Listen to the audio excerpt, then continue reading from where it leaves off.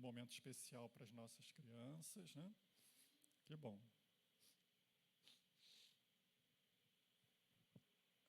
Eu gostaria de convidá-los a abrirem do livro de Atos, Atos dos Apóstolos. Atos, capítulo 11.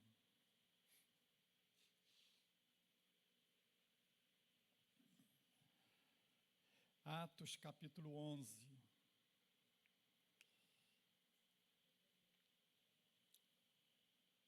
Encontrou aí? Encontrou?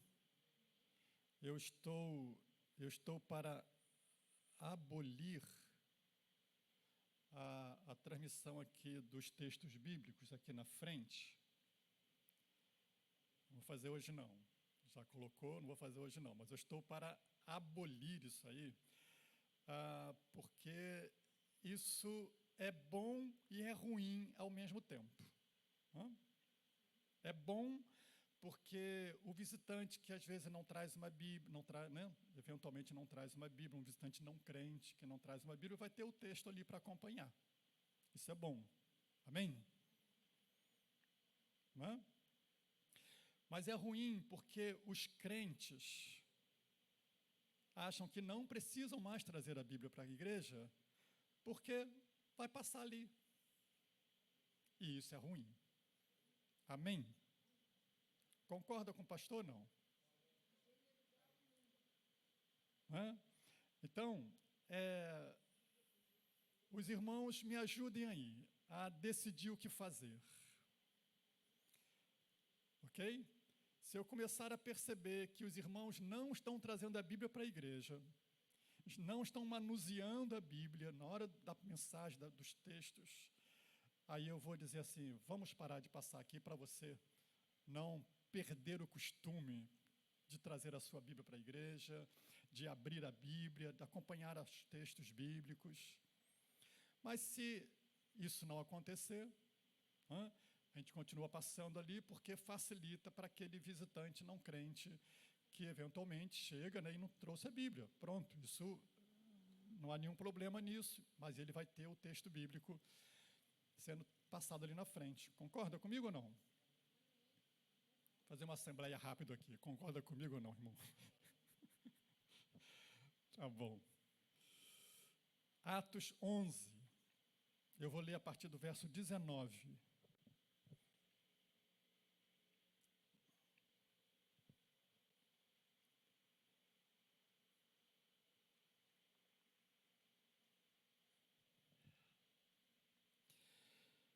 Então, os que foram dispersos por causa da tribulação que sobreveio a Estevão, se espalharam até a Fenícia, Chipre e Antioquia, não anunciando a ninguém a palavra, senão somente aos judeus. Alguns deles, porém, que eram de Chipre e de Cirene, e que foram até Antioquia, falavam também aos gregos, anunciando-lhes o evangelho do Senhor Jesus. A mão do Senhor estava com eles, e muitos, crendo, se converteram ao Senhor. A notícia a respeito deles chegou aos ouvidos da igreja que estava em Jerusalém, e enviaram Barnabé até Antioquia.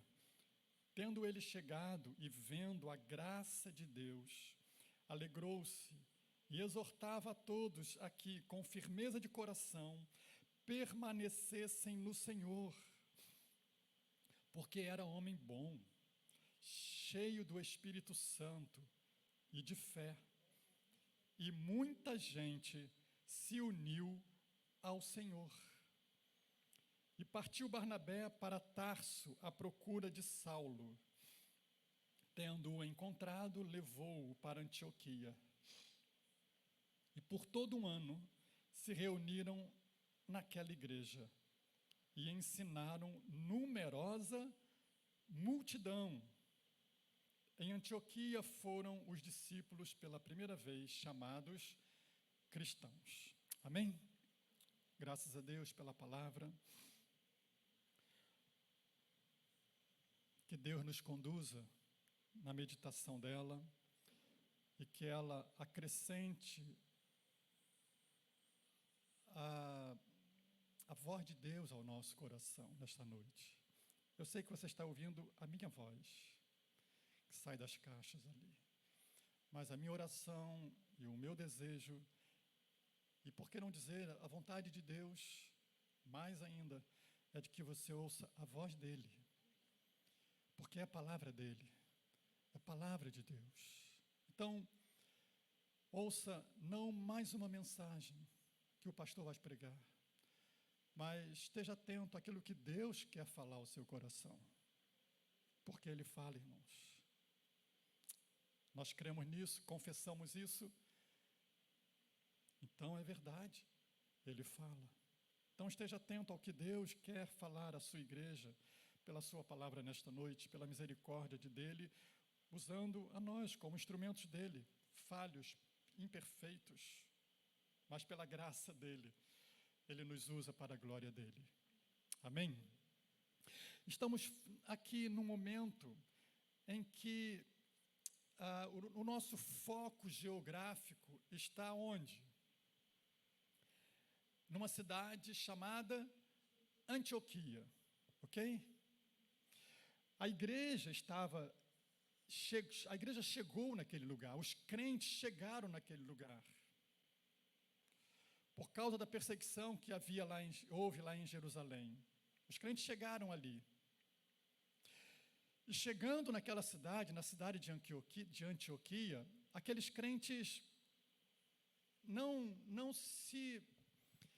eles não se esconderam. Eles não foram para lá para se esconder, fugindo da perseguição. Ao contrário, eles foram para lá fazendo a obra de Deus, anunciando a palavra de Deus, a despeito da perseguição. Imagine que aqui em nossa cidade, em nosso estado, de repente surge uma perseguição contra os cristãos. Uma perseguição intensa, severa. E sejamos então obrigados a sair daqui. A gente vai para outra cidade. Qual seria a nossa reação natural? Não fazer aquilo que estávamos fazendo lá, para também não sermos perseguidos lá. Não seria isso? Mas é justamente o contrário que eles fazem. Eles continuam pregando, anunciando a palavra, a despeito das dificuldades. E naquela cidade de Antioquia, aquele grupo de crentes começaram a fazer um impacto enorme naquela cidade. Começaram a influenciar aquela cidade. Começaram a influenciar aquela sociedade. Começaram a fazer diferença naquela sociedade. Exatamente aqui o título que eu coloco aqui nesta noite para a gente pensar. Antioquia foi uma igreja, o povo, os crentes daquela cidade foram uns crentes que fizeram diferença na sua comunidade, na sua cidade. E eu queria começar essa reflexão, irmãos, já pensando em que impacto nós, a igreja de Cristo Jesus, em Araruama, mais especificamente no Parque Hotel, no nosso bairro, qual o impacto nós estamos produzindo? Qual a influência nós estamos tendo?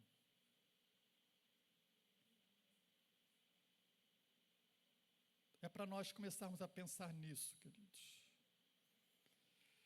Qual a diferença nós estamos fazendo no nosso bairro? A igreja, os crentes que estavam ali em Antioquia, estavam fazendo uma diferença naquele momento, naquela cidade ali, influenciando. Eu vou pedir para a Mariane passar aí um primeiro slide, apaga as luzes aí, Mariane, por favor, para ver se melhora aqui a transmissão. Aqui nós temos o mapa mundi, né? Só para a gente localizar um pouquinho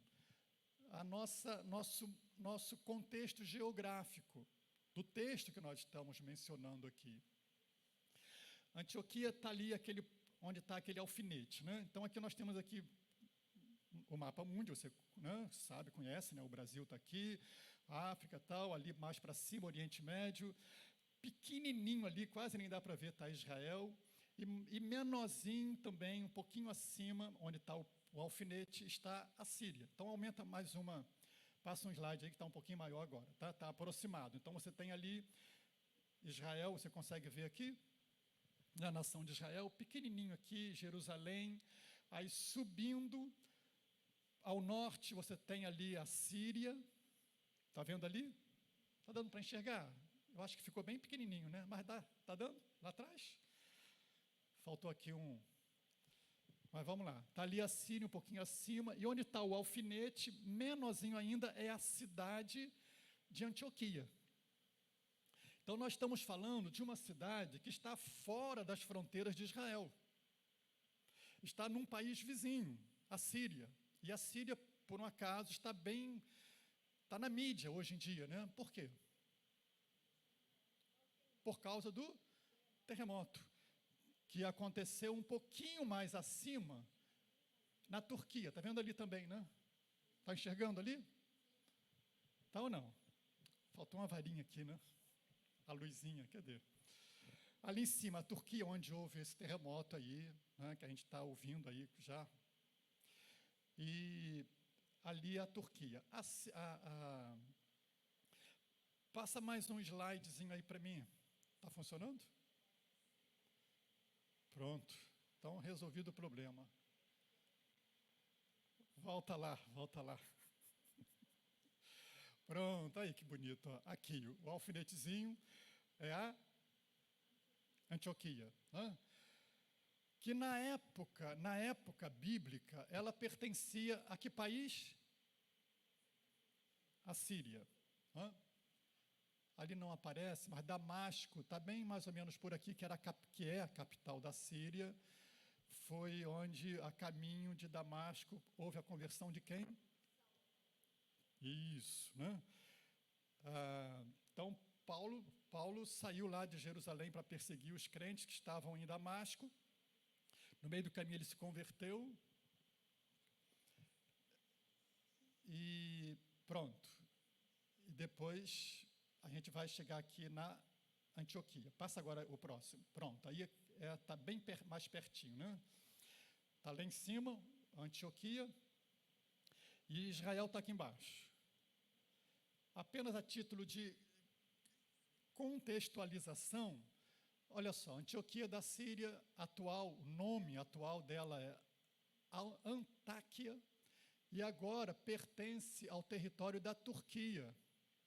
Então, esse pedacinho aqui, que pertencia à Síria, agora está pertencendo à Turquia. Então, hoje, Antioquia, que na verdade hoje o nome dela é Antáquia, pertence à Turquia, ok? É o sul da Turquia e fica ao norte da Síria. Apenas a título de curiosidade, você tem aqui de Jerusalém, onde houve a perseguição,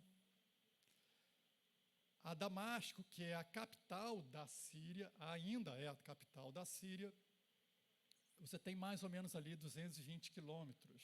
Imagine uma distância de 220 quilômetros aí.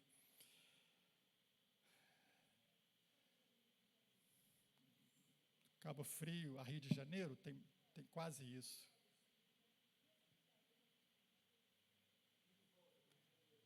Pronto, ida e volta ao Rio de Janeiro.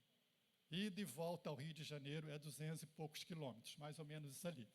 E Antioquia, que é a nossa cidade aqui agora, né, está nada menos e nada mais, ou mais ou menos isso, 400 e poucos quilômetros. Então, você chega a quase São Paulo, correto? Então, nós estamos falando de uma distância bem grande, em que os crentes tiveram de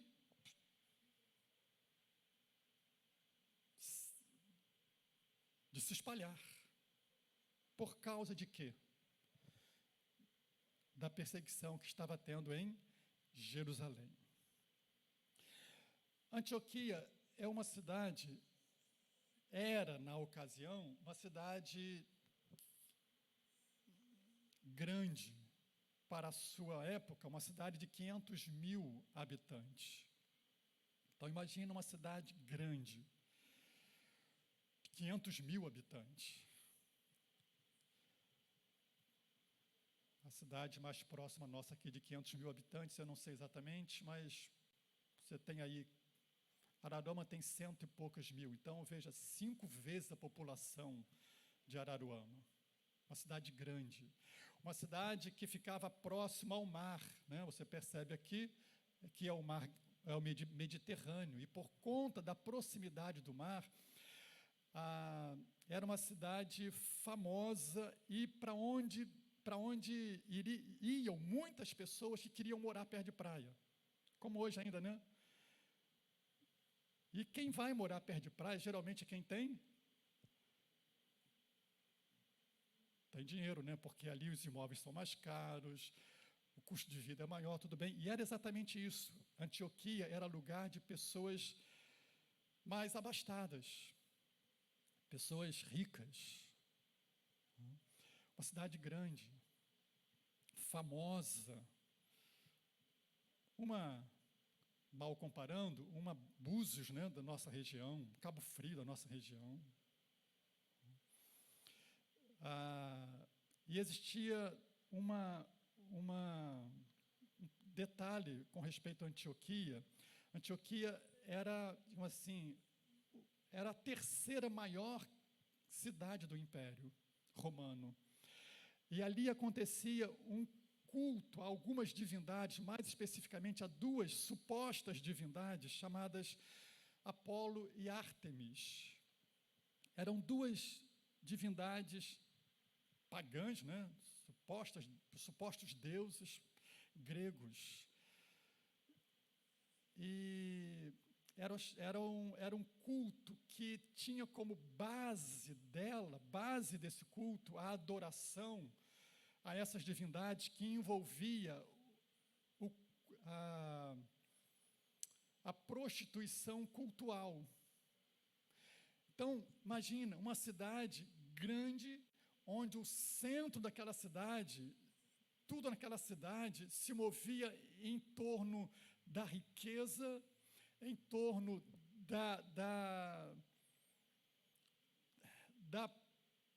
de um culto promíscuo. E faz com que Antioquia seja uma cidade também notória, famosa, se é que isso podemos chamar de fama, né? Mas notória pela sua degradação moral. Então imagina uma cidade grande, uma população grande, em que as pessoas são, na sua grande maioria, de posses, mas intensamente comprometida com divindades pagãs, cujo culto envolvia orgias, porque a prostituição cultural nada mais do que as orgias em nome de uma divindade, uma suposta divindade. Então, esse era o contexto de Antioquia, dessa cidade. Uma metrópole, uma cidade cosmopolita, para onde muita gente ia, de diversos lugares, porque muita gente queria ficar lá. Atraía muita gente para ali. De certa forma, foi um lugar estratégico para o Evangelho. Mas também, por outro lado, era um lugar extremamente hostil ao Evangelho. Extremamente hostil à palavra de Deus. Extremamente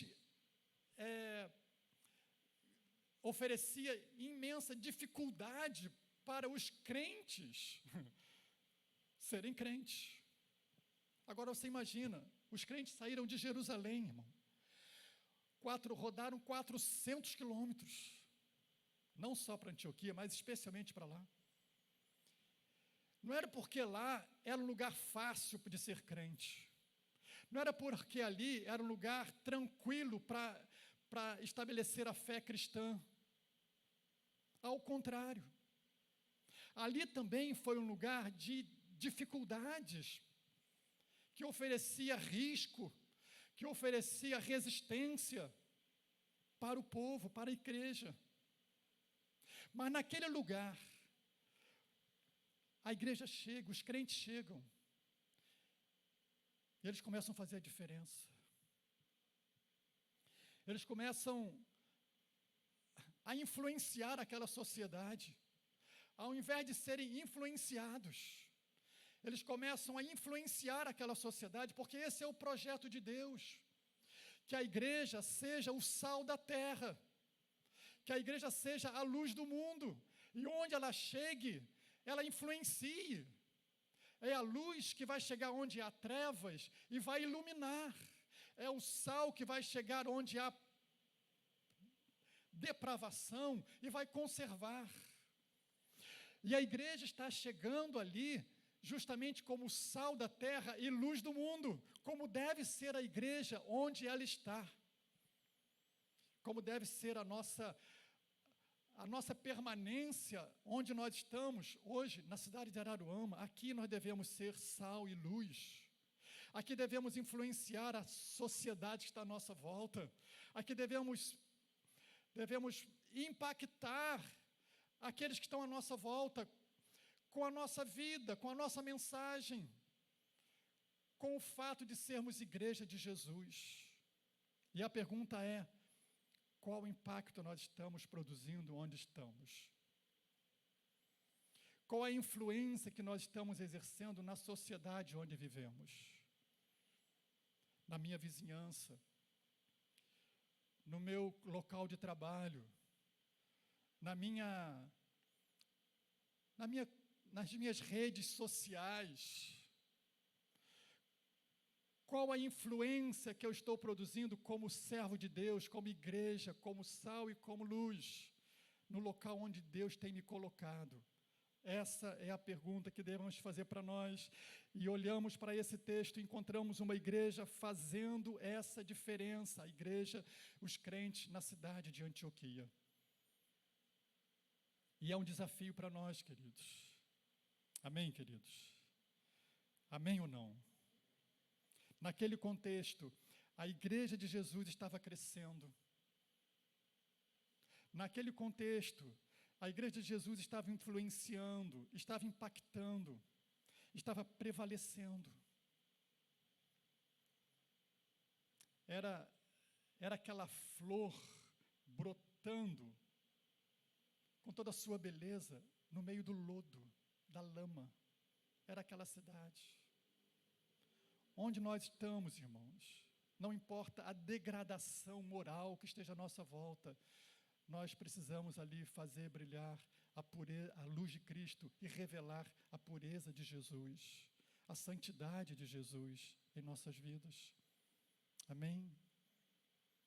Onde nós estivermos, não importa como esteja contaminado à nossa volta, de pessoas depravadas, pessoas perdidas, mas ali Deus nos chama para ser sal e luz, para revelar a sua santidade, a sua pureza, como esses crentes na cidade de Antioquia.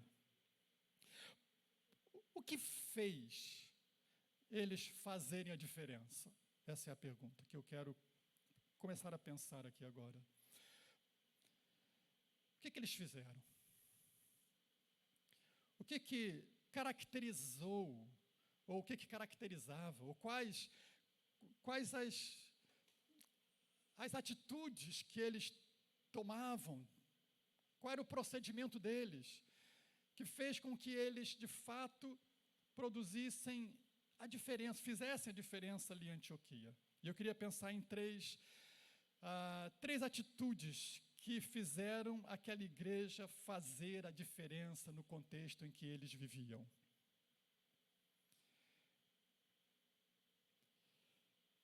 Mas hoje eu quero pensar em apenas uma delas. Então, se você quer saber qual vai ser a segunda, você vem aqui domingo que vem. Tá bom? Hoje eu vou pensar em apenas uma delas. O que fizeram os crentes de Antioquia para que aquela igreja fizesse a diferença naquele contexto? Porque o texto vai dizer, irmãos, que uma multidão de gente começou a se converter. Imagina.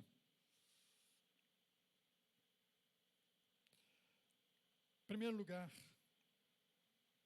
o que está evidente no texto é que eles não deixaram de anunciar as boas novas de salvação, apesar das dificuldades que enfrentaram. Isso está claro no texto. O texto vai dizer, os que foram dispersos por causa da tribulação que sobreveio a Estevão. O texto está voltando lá no capítulo 8 de Estevão, né? Então, os que foram dispersos por causa da tribulação que sobreveio a Estevão, se espalharam, verso 19, que eu estou lendo 19, né? Capítulo 11 de Atos, verso 19. Os que foram dispersos por causa da tribulação que sobreveio a Estevão, se espalharam até a Fenícia, Chipre e Antioquia, não anunciando a ninguém a palavra, senão somente aos judeus. Então, alguns aqui ficaram ainda meio receosos e anunciaram somente aos judeus, mas estava anunciando a palavra. Mas também houve aqueles, do verso 20, alguns deles, porém, que eram de Chipre e de Cirene e que foram até Antioquia, falavam também aos gregos, talvez por questões de língua, né? De idioma, talvez, mas falavam também aos gregos, anunciando-lhes o evangelho do Senhor Jesus. Então, primeiro motivo que podemos destacar aqui, que fez com que a igreja, os crentes que estavam ali em Antioquia, fizessem a diferença naquela cidade, é que eles não deixaram de anunciar a palavra, não deixaram de anunciar as boas novas de salvação, porque eles anunciavam o evangelho de Jesus. Evangelho é isso, é boa nova, é boa notícia.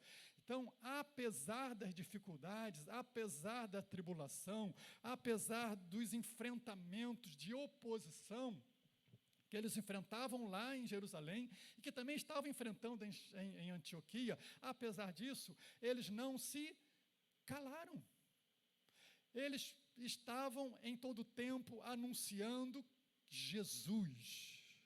Amém? E se algo ou alguém pode impactar uma sociedade, pode impactar uma cidade, pode impactar um bairro, pode mudar a vida de pessoas, é o evangelho de Jesus. É a boa nova de salvação. Então, se queremos produzir impacto no lugar onde estamos, precisamos sim anunciar a boa nova de salvação. Sermos o porta-voz daquele que anuncia a boa nova de salvação em todo o tempo, apesar das dificuldades. Porque as dificuldades vão surgir, irmãos. Satanás é o primeiro a se levantar para fazer o crente calar a boca, para emudecer o cristão. Se você tem se emudecido diante do desafio de anunciar a boa nova de salvação, vigia, porque alguém pode estar calando a sua boca, e esse alguém não é alguém muito bem intencionado. Ao contrário, é alguém malignamente intencionado, porque Satanás, ele não quer que a boa nova de salvação seja anunciada àqueles que estão perdidos. Ou você acha que ele vai deixar? Por que os crentes em Jerusalém tiveram perseguição? Porque ele estava anunciando a boa nova de salvação em Jesus. E por que os crentes em Antioquia também enfrentaram as mesmas oposições? Porque eles não deixaram de anunciar a boa nova de Jesus, sejam os judeus, fossem aos judeus ou aos gregos, ele estava anunciando, proclamando a boa nova, falando de Jesus. E isso impacta aqueles que estão à nossa volta, irmãos. Isso mostra a diferença que deve existir em nós para este mundo, porque, queridos, se alguma coisa este mundo está cheio, é de más notícias.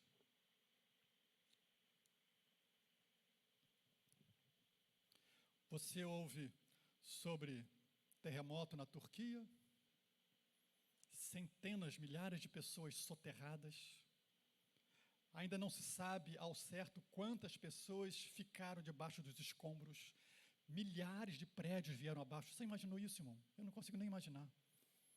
Foi 2, 3 prédios que caíram, milhares de prédios caíram. E essa é a notícia. Essa é a notícia que todos falam. É a notícia que a mídia proclama 24 horas por dia. É a guerra na Ucrânia. Milhares de soldados mortos de um lado e de outro. Crianças, mulheres, idosos, morrendo por uma guerra insana. É a notícia que a gente escuta toda hora, todo instante. Não é verdade? São as epidemias, as pandemias, que fomos saturados, encharcados de más notícias durante 2 anos seguidos. Já não se aguentava mais se ouvir sobre pandemia, sobre doença, sobre vírus, sobre morte. É a notícia que esse mundo tem para dar. É a notícia que esse mundo produz. É morte, é tragédia, é enchente, deslizamento, conflito. É a notícia que esse mundo dá. É a notícia que nós ouvimos toda hora, todo instante. É pai, posso chamar de pai, fazendo coisas que a gente nem imagina que o homem é capaz de fazer. Coisas terríveis. Você liga a televisão, irmão. Já há alguns anos que eu desisti de ter televisão em casa. Há alguns anos, já nem sei quantos. Mas esses dias de férias, estava lá hospedado lá numa pousada e a televisãozinha só tinha os canais abertos, né? Eu falei, não dá para ver isso não, gente. Fui lá na portaria e disse, por favor, não tem um canal fechado aí de pesquisa, para abrir para a gente lá não, porque assim, eu não aguento ver, literalmente, eu não aguento ver canais abertos, porque é só miséria, é só tragédia, é só más notícias. Eu disse, eu não quero ver isso, não quero ouvir isso. Aí o rapazinho lá conseguiu lá um canal aberto, fechado, para eu assistir no quarto lá, porque não dá. Mas o que a sociedade tem para oferecer é isso. O que esse mundo tem para oferecer é isso. É morte. E ninguém mais, a não ser a igreja de Jesus, tem a boa notícia que esse mundo precisa ouvir. Ninguém mais, irmão. Nenhum canal de televisão, nenhum governo, nenhuma instituição, nenhuma ONG tem a boa notícia que a igreja tem para anunciar a este mundo. Os crentes de Antioquia, eles não foram para lá para falar das lutas que enfrentaram lá em Jerusalém, da morte que Estevão sofreu por causa das injustiças do mundo. Eles foram para lá por causa disso. Mas foram para lá para quê? Para anunciar o Evangelho de Jesus Cristo. E por causa disso, eles impactaram aquela cidade. Porque o que o mundo precisa ouvir, e eu digo mais, o que o mundo quer ouvir, é uma boa notícia.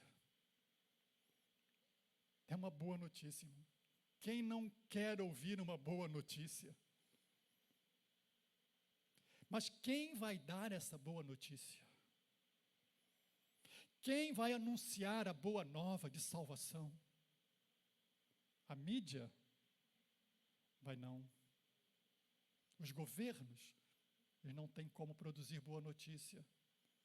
Mas você e eu, nós temos uma boa notícia. O mundo está aí descendo ladeira abaixo, irmão. As pessoas morrendo e matando.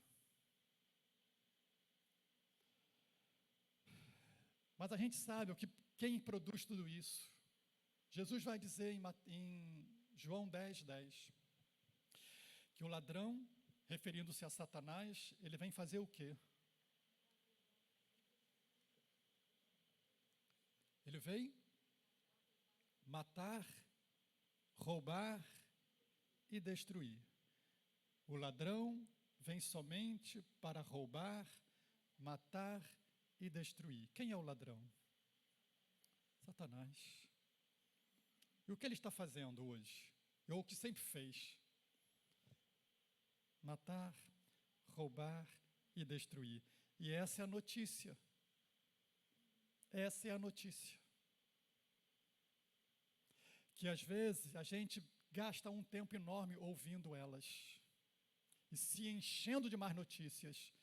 E aí quando abre a boca, o que é que fala? Das más notícias.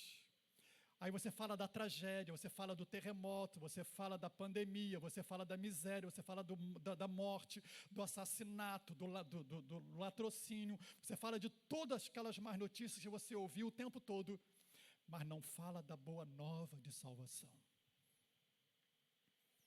Porque a boca vai falar do que o coração está cheio. Então, ouça menos as más notícias da mídia e anuncie mais a boa nova da Bíblia. Amém? Encha mais o seu coração das boas notícias do Evangelho e sua boca vai proclamar as boas novas de salvação. Porque o que o mundo precisa ouvir não são mais as más notícias que ele ouve toda hora. Ele está clamando por alguém que lhes anuncie ou que lhes fale de uma boa nova, de uma boa notícia. E quem é que tem essa boa notícia, irmão? Só a igreja de Jesus tem a boa notícia para anunciar a este mundo. Amém? Então essa é a primeira verdade que eu tiro daquela atitude que os crentes de Antioquia tiveram ali anunciando as boas novas, apesar das tribulações, das dificuldades que eles enfrentaram. Essa é a primeira verdade que eu extraio dali, irmãos. Só a igreja tem a boa notícia para anunciar ao mundo. Você é a igreja? Você é a igreja de Jesus? É? Então, você tem essa boa nova para anunciar. E Deus espera que nós anunciemos essa boa nova. Porque Ele nos deu essa missão. Ele nos deu esta tarefa. Amém? Ele nos deu essa oportunidade, esse privilégio de falar da salvação em Cristo Jesus. Falar que há um Deus que ama o perdido, aquele que está sem esperança, aquele que olha para essa vida, ele não vê mais motivo nenhum para viver o dia seguinte. Porque cá para nós, irmãos, cá para nós, qual é a esperança que este mundo dá?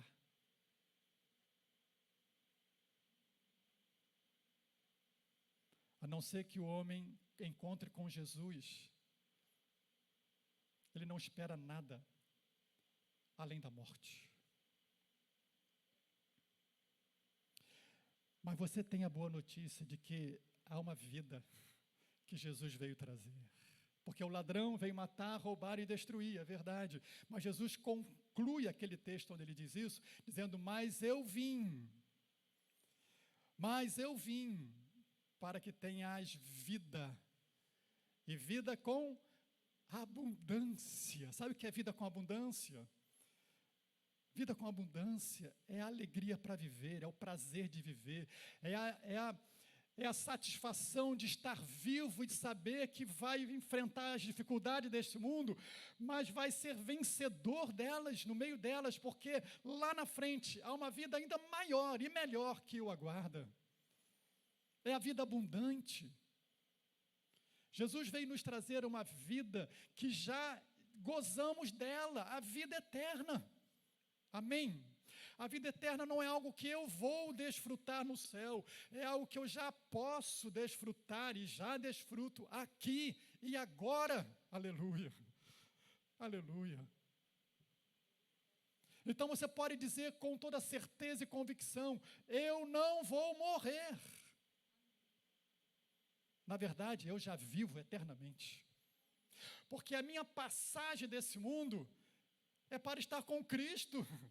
Isso não é morte, isso é vida, isso é glória, é estar com Cristo, o que Paulo vai dizer que é incomparavelmente melhor. Glória a Deus.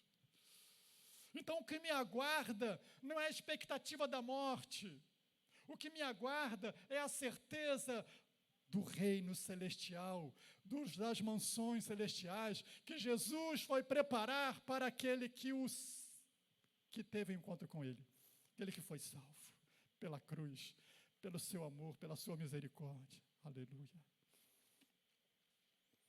Jesus vai dizer: aquele que ouve a minha palavra, e aquele que crê naquele que me enviou, tem a vida eterna. Você já creu nessa palavra? Você já tem Jesus como seu Salvador? Você já o recebeu como Senhor da sua vida? Amém? Sim. Então você pode dizer: eu já tenho a vida eterna. Não entro em condenação, não há mais condenação, os meus pecados foram perdoados, as minhas culpas foram canceladas, a minha dívida foi paga. Então agora eu não entro mais em condenação. João 5:24. Porque passei da morte para a vida. Aleluia. A morte já não tem mais domínio sobre mim, ela já não me assusta mais, ela já não me causa pânico. Eu sei que Cristo venceu por mim, Ele venceu a morte em meu lugar, já morri por Ele, já morri com Ele e já ressuscitei com Ele. E agora, como diz Paulo, a vida que vivo, vivo na esperança, vivo pela fé, vivo para Cristo, vivo porque sabendo que um dia eu vou estar com Ele. Aleluia. Isso não há nada mais maravilhoso para a igreja, saber que vai estar com Jesus. Ou há, irmão? Ou há? Há algo mais especial para você, saber que você vai estar com Jesus? Para mim não há. Por mais que eu tenha todas as bênçãos que Ele venha me dar nessa terra, amém, glória a Deus que venham, mas nenhuma se compara em eu saber que eu vou estar com Ele, que eu vou estar com o meu Senhor, que eu vou vê-lo face a face, que eu estarei ao seu lado. Você tem essa certeza?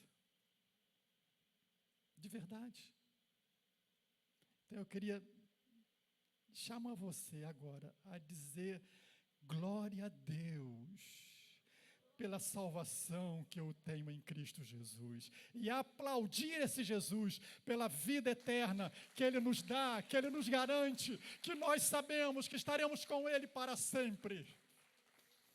A Ele a glória, a Ele o louvor da igreja que foi salva e remida pelo seu poder e pelo seu sangue.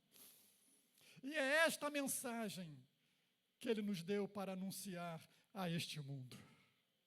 Não nos deu para guardarmos no nosso cofre, lá na nossa casa, as 7 chaves. Não, Ele nos deu esta salvação para anunciar àqueles que ainda estão perdidos, como nós estávamos lá anteriormente. Há uma boa notícia que você tem para anunciar a este mundo, irmão. Você tem anunciado. Você tem anunciado. Só a igreja tem a boa notícia que este mundo precisa ouvir, irmãos. Amém? A segunda verdade que eu extraio desse texto é que essa mensagem precisa ser anunciada a despeito das dificuldades que vão surgir. Porque, queridos, você acha que o diabo vai ficar de braço cruzado e olhando para você falando de Jesus? Vai ou não? Não vai. Ele vai tentar calar a igreja. Ele tentou calar a igreja lá em Jerusalém, matando Estevão. Eu imagino que o diabo pensou o seguinte: olha, eu vou matar esse camarada, vou colocar ali no povo ali o ódio por eles tão grande que eles vão matar Estevão, e assim eu vou calar esse povo. Não é assim? Não é assim que as autoridades hoje em dia, que se opõem ao cristianismo, faz? Eu vou matar esse crente para que ninguém mais fale de Jesus. Foi assim que fizeram com Tiago, foi assim que quiseram fazer com Pedro. Colocaram na prisão. Eu vou acabar com alguns deles ali, os líderes, né? Porque fazendo assim, ninguém mais vai falar de Jesus. E foi isso que aconteceu? Nunca. Nunca. Mas ele vai tentar calar a igreja, colocando dificuldade, colocando tribulação, colocando perseguição. São 2 estratégias que ele usa. A primeira é essa, de causar problema, de levantar oposição. Fizeram lá em Jerusalém, fizeram em Antioquia, continua fazendo. 3 séculos a igreja enfrentou oposição. E foi o período em que a igreja mais cresceu na história, na história da igreja. 3 séculos, os primeiros 3 séculos foi chicotada do princípio ao fim. Foi leões, foi arenas, foi fogueiras, foi uma porção de estratégias para fazer calar a igreja, mas a igreja nunca se curvou diante da oposição que Satanás se levantou contra ela. Nunca. Mas ele tenta. Ele vai tentar colocar dificuldade para você se calar. Medo, vergonha e até perseguição mesmo.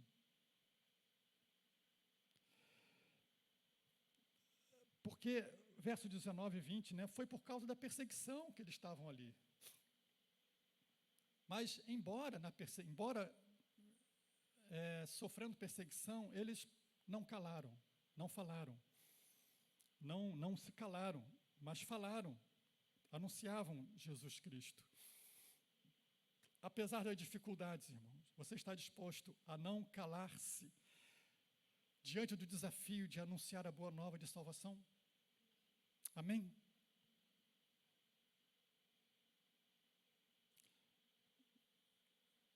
Mas Satanás tem outra estratégia. Às vezes ele usa a tribulação, como foi o caso aqui.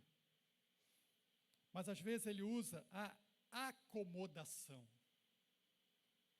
É o outro extremo.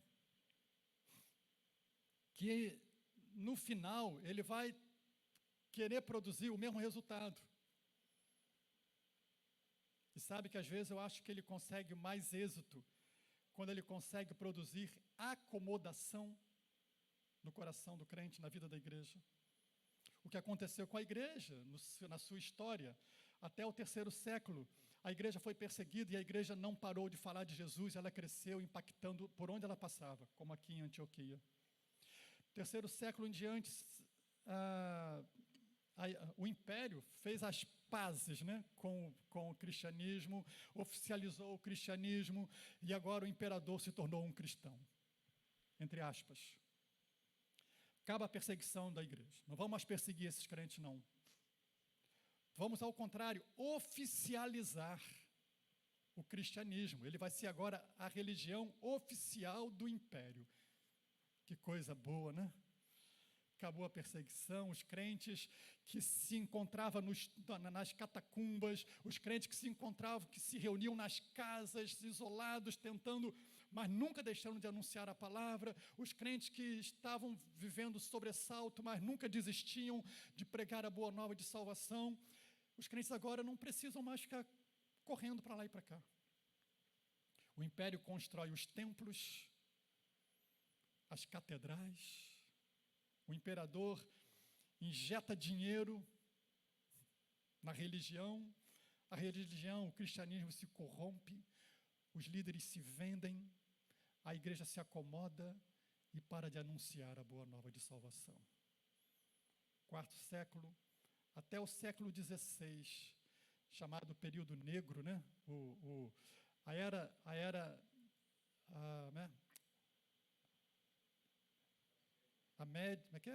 Cidade das, Cidade das Trevas, né? Que fala, né? Agora fugiu aqui a palavra.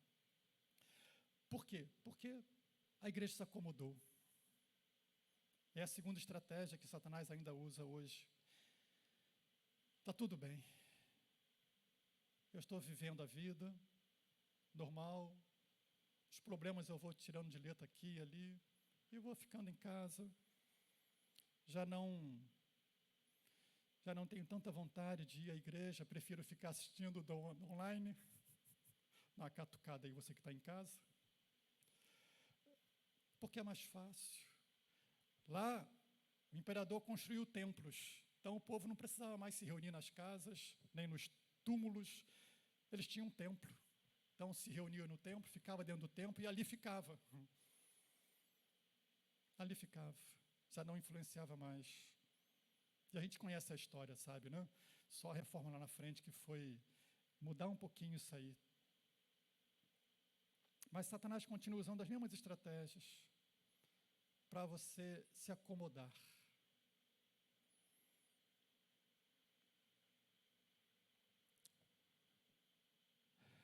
Irmãos, precisamos estar atentos.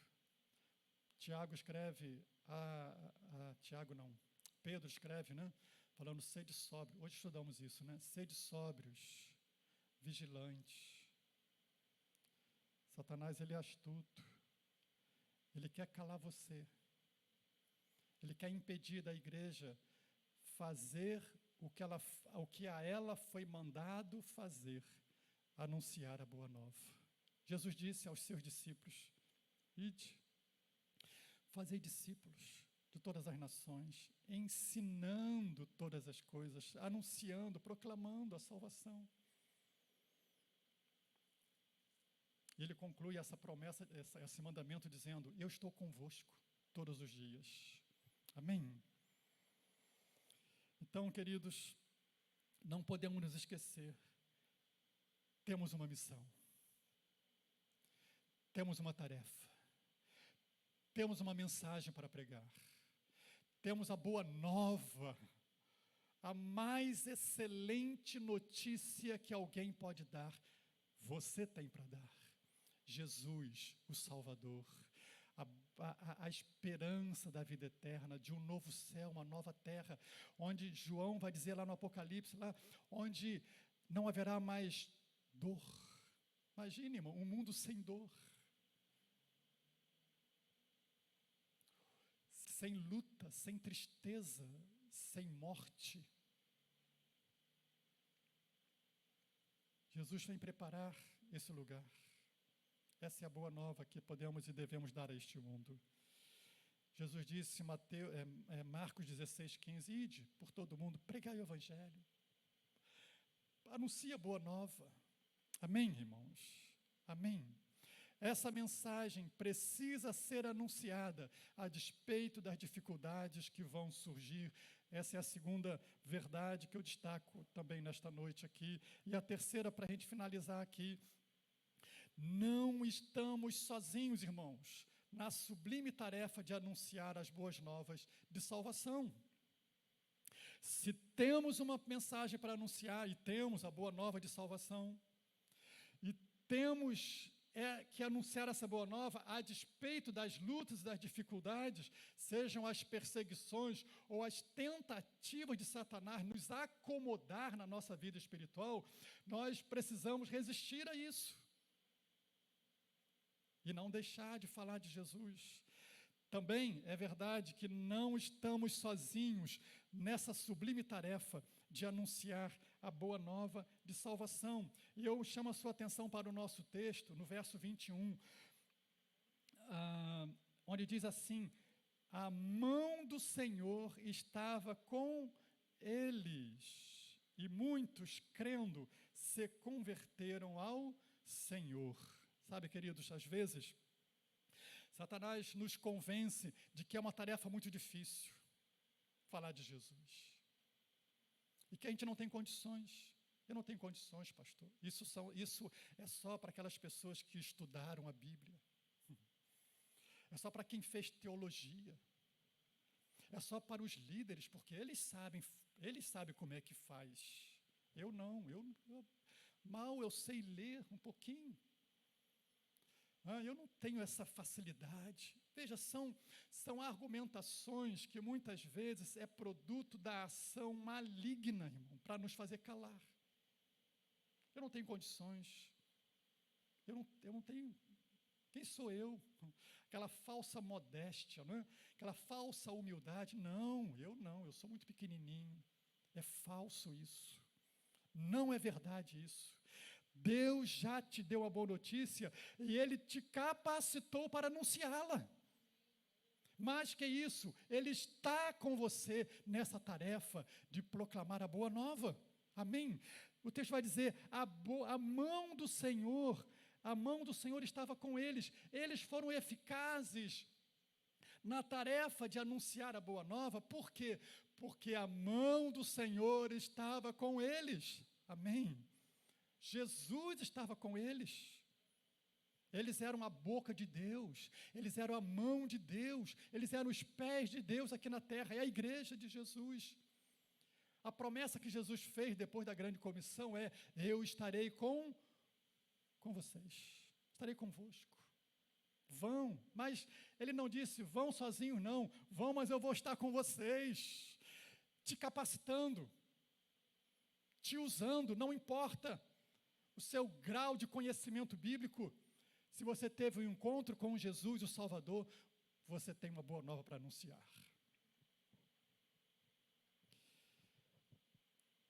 Foi a experiência que Paulo conta de si mesmo, e eu estou fechando aqui agora, 1 Coríntios, capítulo 15, verso 9. 1 Coríntios, capítulo 15, verso 9, Paulo vai dizer assim: olha, porque eu sou o menor dos apóstolos, que nem mesmo não sou digno de ser chamado apóstolo. Por que Paulo estava dizendo isso? Por quê? Pois persegui a igreja de Deus. Paulo reconhecia o seu passado. Olha, Paulo foi um dos perseguidores. Quando ele disse, olha,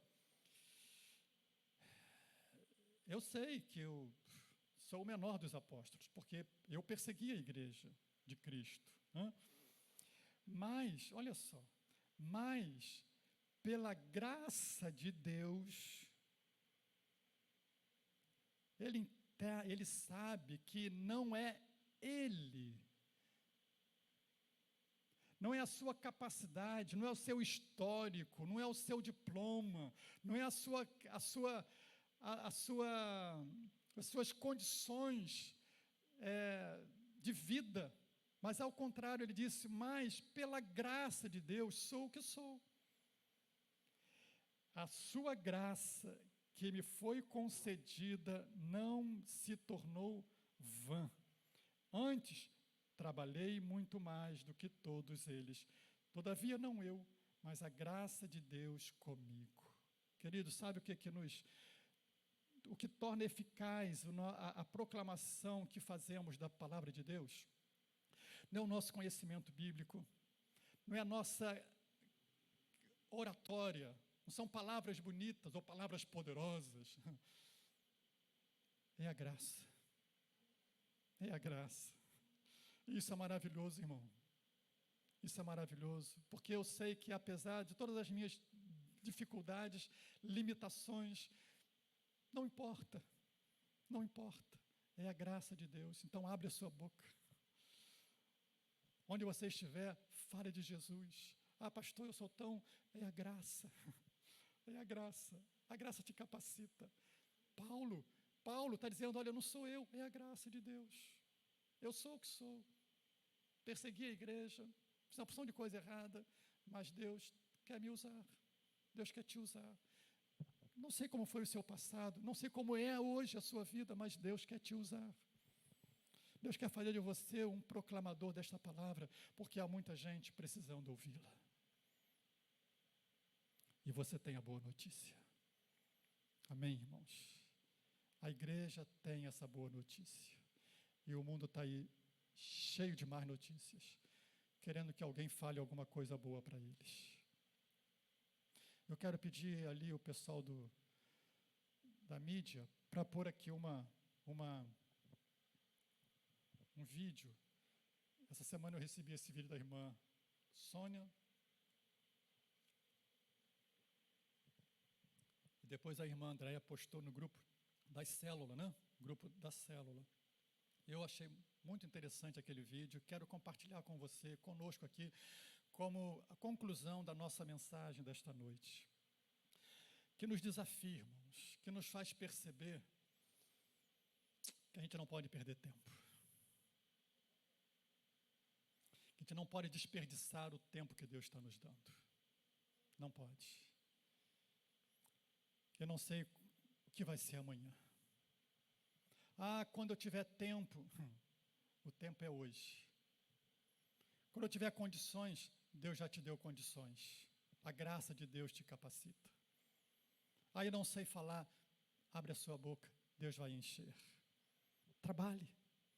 Se dispõe a trabalhar, como Paulo diz, eu me dispus a trabalhar mais do que todo mundo. E foi mesmo, Paulo trabalhou muito. Então, se disponha a trabalhar, se disponha a servir junto com seu irmão nessa missão de anunciar a boa nova de salvação. Está pronto aí? Pode passar? Por favor.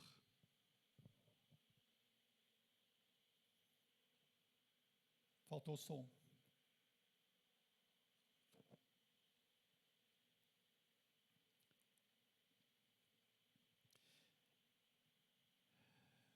Esse vídeo me desperta essa realidade da vida, irmãos.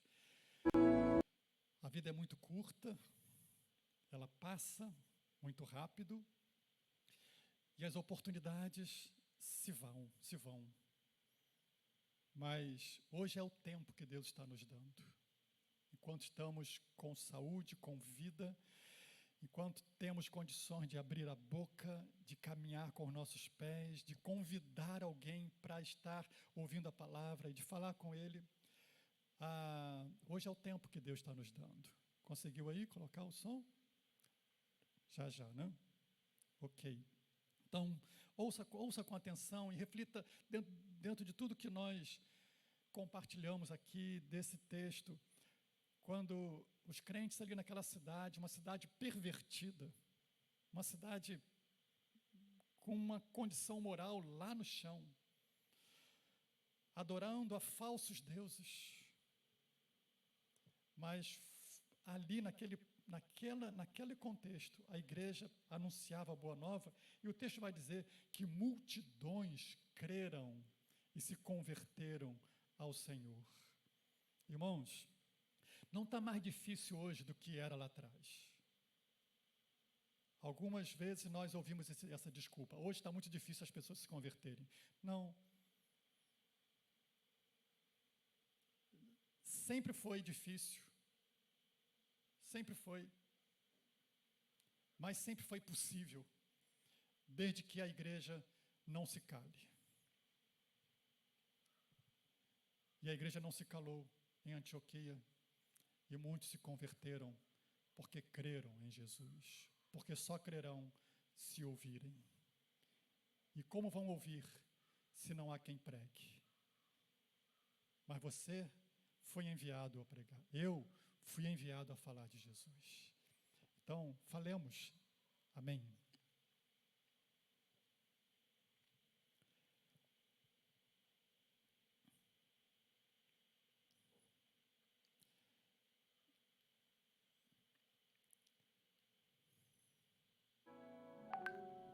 Já parou para pensar que todas estas pessoas já partiram deste mundo?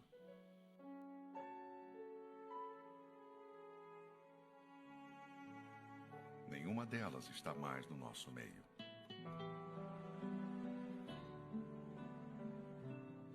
Viveram, trabalharam, correram atrás dos seus sonhos, foram felizes, porém tudo se foi. E você aí pensando apenas nas coisas desta vida, como se nunca fosse acabar. Que loucura! Assim como essas imagens, daqui 100 anos, ninguém que assiste este vídeo estará vivo. Somos apenas mais uma geração de tantas que já passaram por este planeta. Em média, a cada ano falecem 56 milhões de seres humanos. Muitas destas mortes ocorrerão longe, outras ocorrerão entre nós. Faze-me conhecer, Senhor, o meu fim e a medida dos meus dias qual é, para que eu sinta quanto sou frágil. Na verdade, todo homem, por mais firme que esteja, é totalmente vaidade. A vida é uma chama frágil. A qualquer momento, sem aviso prévio, pode se apagar. Mesmo que o homem chegue aos 100 longos anos, isso é nada. Longa mesmo é a eternidade, pois lá não se contam os dias, meses ou anos. A vida na eternidade jamais terá fim. Mas é essa eternidade que o ser humano mais ignora, e vivem a vida como se fosse só aqui. Uma coisa é certa: todos os que partiram passaram para a eternidade, com Deus ou longe dele. Não vale a pena gastar o breve tempo que temos aqui nesta terra com aquilo que é momentâneo e passageiro. Tudo passa e se acaba numa velocidade assustadora. Vemos as pessoas na corrida pelo corpo perfeito, nas propostas de enriquecimento rápido, tudo para depois ostentarem em suas redes sociais. Mas quando a morte chegar, e vai chegar, o que valerá tudo isto?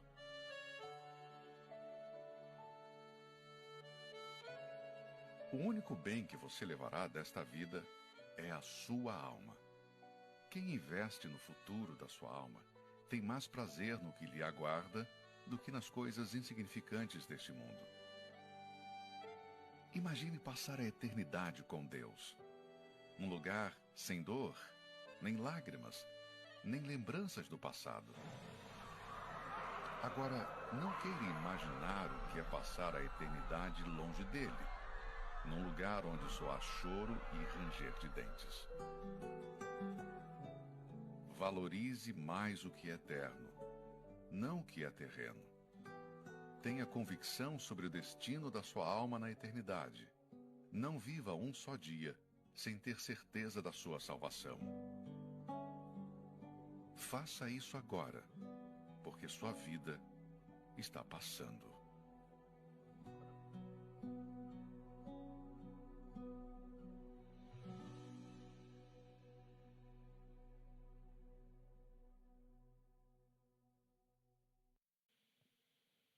Amém. Sabe,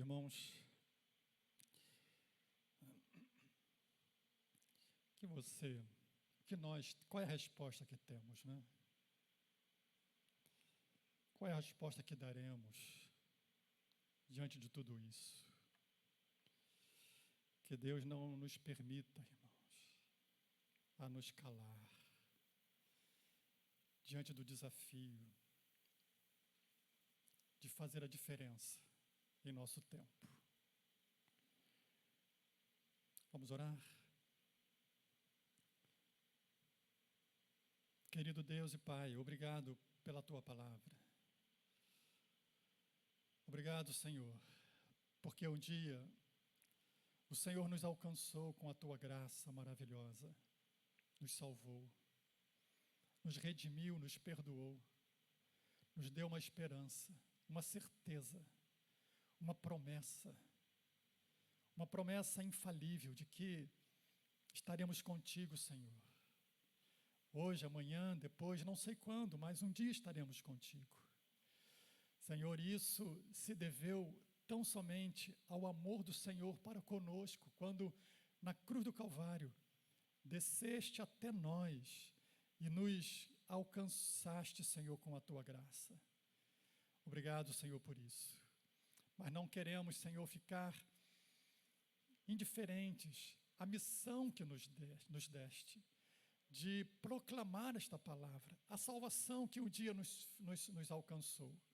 Então eu quero, Senhor, ó Deus, em todo o tempo, Pai, fazer a diferença onde eu estiver, pregando a Tua palavra, anunciando a Jesus Cristo, o Senhor, a boa nova de salvação. Mas não quero assumir esse compromisso somente eu, quero que todos nós, Senhor, como a igreja, como a unidade da Tua igreja aqui, Senhor, também se comprometemos nós todos em proclamar esta palavra, em nos unirmos, Senhor, como corpo, como igreja de Jesus, para trabalhar. Como Paulo disse, eu trabalhei muito mais do que todos os outros. Senhor, nós queremos trabalhar mais, nos empenhar mais, nos comprometermos mais, ó Deus, nesta sublime tarefa de proclamar a boa nova de salvação. Seja, Senhor, onde estivermos, seja através, ó Deus, das nossas vidas particulares, onde o Senhor nos puser, no trabalho, na escola, na vizinhança, onde estivermos, mas também como igreja, Pai, nas nossas reuniões de células, no nosso compromisso de alcançar aquela pessoa amiga e convidá-la, de levá-la para ouvir a Tua palavra nas nossas reuniões. Querido Deus, eu peço a Ti um despertamento no coração da Tua igreja para a missão que o Senhor nos deu, para uma visão renovada e fortalecida, Senhor, das realidades espirituais nas quais estamos inseridos como igreja, Pai. Ó Deus, dentro de um mundo que perece, de pessoas que morrem todos os dias sem salvação e sem esperança. Querido Pai, eu Te peço em nome de Jesus, que a Tua palavra produza em nós resultados que glorificam o Teu nome, Senhor. E a Tua palavra nos ensina de que glorificamos o Teu nome quando somos aquela videira que dá muito fruto, aquela vara que dá muito fruto. Que assim seja, Pai, em cada um de nós, dos nossos irmãos aqui esta noite. Sejamos, sim, Senhor, crentes que dão muitos frutos, Senhor, que alcançam muitas pessoas para Ti. Discípulos que fazem discípulos, levando Jesus àqueles que não Te conhecem e atraindo esses a Cristo Jesus, o único que pode salvá-los. Então, que a nossa boca nunca se cale, como não se calaram os lábios daqueles crentes que foram dispersos por causa da perseguição em Jerusalém e foram parar lá na Antioquia e ali anunciavam a palavra de Deus. Que assim seja, Pai, onde quer que estejamos, anunciando a palavra do Senhor para a Tua glória. Amém e amém. Louvado seja Deus. Graças a Deus. Amém, irmãos? Que Deus nos